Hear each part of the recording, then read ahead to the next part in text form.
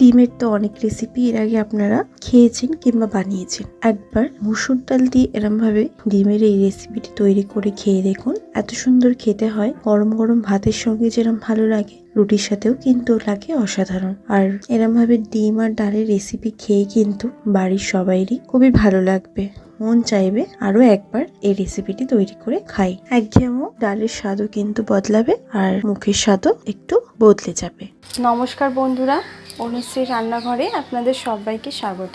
সবার প্রথমে আমি এখানে নিয়েছি 4টে সেদ্ধ করে রাখা ডিম, আর নিয়েছি 1 কাপ পরিমাণে মসুর ডাল। ডালটাকে 2-3 বার জল পাল্টে ভালো করে ধুয়ে নিয়েছি।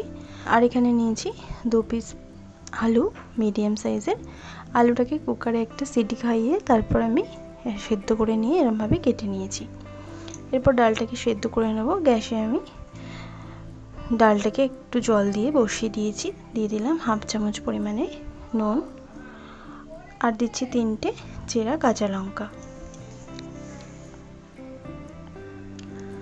ডালটা কিন্তু আপনারা নিজেদের প্রয়োজন অনুযায়ী এখানে বাড়াতে বা কমাতে পারেন। আমি 7 থেকে 8 মিনিট সময় ধরে ডালটাকে সেদ্ধ করে নিয়েছি। ডালটা যাতে পুরো সেদ্ধ না হয় সেরমভাবেই এখানে সেদ্ধ করতে হবে।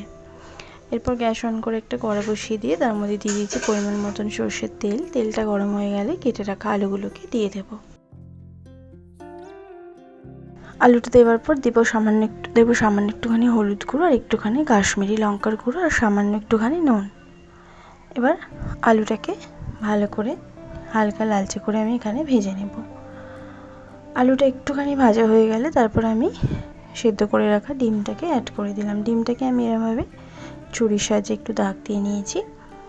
এবার হালকা করে ডিমটাকে ভেজে নেব। ডিমটা কিন্তু খুব বেশি লাল করে এখানে ভাজবো না। ডিমগুলোকে এরপর আমি তুলে নিচ্ছি, হালকা করে একটু ভেজে নিয়েছি। এবারে আলুগুলোকেও আমি তুলে নেব। আলু ডিম দুটোকেই আমি তুলে নিয়েছি। এরপর ফোড়নে দিলাম 1/2 চামচ পরিমাণে কালো জিরে, আর দিচ্ছি একটা মিডিয়াম সাইজের পেঁয়াজ কুচি। পেঁয়াজটাকে আমি 2 মিনিট একটুখানি ভেজে নিয়েছি। এখানে পেঁয়াজটা একটু ক্রাঞ্চি যাতে থাকে সেরকমভাবেই ভেজে নিয়েছি, খুব বেশি কিন্তু নরম করে আমি ভাজিনি। 1/2 চামচ পরিমাণে দিলাম আদা রসুন বাটা। আদা রসুন বাটাটা দিয়েও ভালো করে একটু 1 মিনিট সময় ধরে একটুখানি নাড়াচাড়া করে নিলাম। এরপর আমি এখানে দিচ্ছি একটা মিডিয়াম সাইজের টমেটো কুচি। টমেটোটাকে দেওয়ার পর দিয়ে দিচ্ছি স্বাদ মতো নুন। ভালো করে টমেটোটা দেওয়ার পর আবার একটুখানি ভেজে নেব। এরপর দিচ্ছি আমি 1/4 চামচ হলুদ গুঁড়ো, 1/2 চামচ ঝাল লঙ্কার গুঁড়ো। ঝালটা এখানে নিজেদের টেস্ট অনুযায়ী কিন্তু দেবেন। 1/4 চামচ দিলাম জিরের গুঁড়ো। সামান্য একটুখানি জল দিয়ে আমি ভালো করে মশলাগুলোকে কষিয়ে নেব।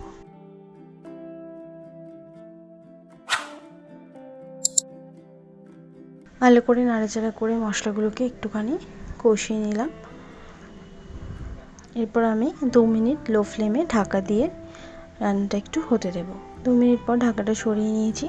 টমেটোটাও কিন্তু ভালোভাবে সফট হয়ে গেছে। এখানে ম্যাশ করে আমি দেবো না টমেটোগুলো এরকমই থাকবে, এতে করে ডালটা খেতে ভালো লাগবে। এরপর আমি ভেজে রাখা ডিম আর আলুটা দিয়ে দিলাম। ডিম আলুটাকে দিয়ে ভালো করে কষিয়ে নেব মশলার সঙ্গে। এরপর 1 মিনিট লো ফ্লেমে আমি ঢাকা দিয়ে রান্নাটা হতে দেব। 1 মিনিট পর ঢাকাটা সরিয়ে নিয়েছি। মশলা, ডিম, আলু সব সুন্দরভাবে কিন্তু কষানো হয়ে গেছে। কালারটাও অনেকটা চেঞ্জ হয়ে গেছে, আর তেলও সেপারেট হতে শুরু করেছে। এরপর আমি সিদ্ধ করে রাখা ডালটা দিয়ে দিলাম। ভালো করে এবার মিশিয়ে নেব। ডালটাকে দিয়ে ভালো করে নাড়াচাড়া করে মিশিয়ে নিচ্ছি। আর আমার চ্যানেলটি যারা এখনো পর্যন্ত সাবস্ক্রাইব করেননি তারা প্লিজ আমার চ্যানেলটিকে সাবস্ক্রাইব করে নেবেন আমার প্রতিদিনের ভিডিওর আপডেট পাওয়ার জন্য। আর ডালটাকে ফুটে উঠতে দেবো। ডালটা ফুটে উঠলে দিয়ে দিচ্ছি 1/4 চামচ গরম মশলার গুঁড়ো, আর সামান্য একটুখানি ধনেপাতা কুচি। ভালো করে গরম মশলার গুঁড়ো আর ধনেপাতা কুচিটা দিয়ে মিশিয়ে নেব।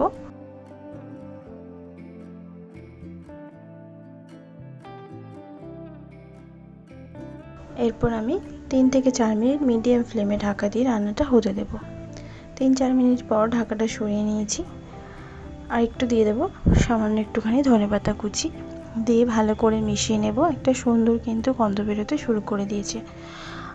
আর এরমভাবে এই ডাল কিন্তু খেতেও অসাধারণ লাগে।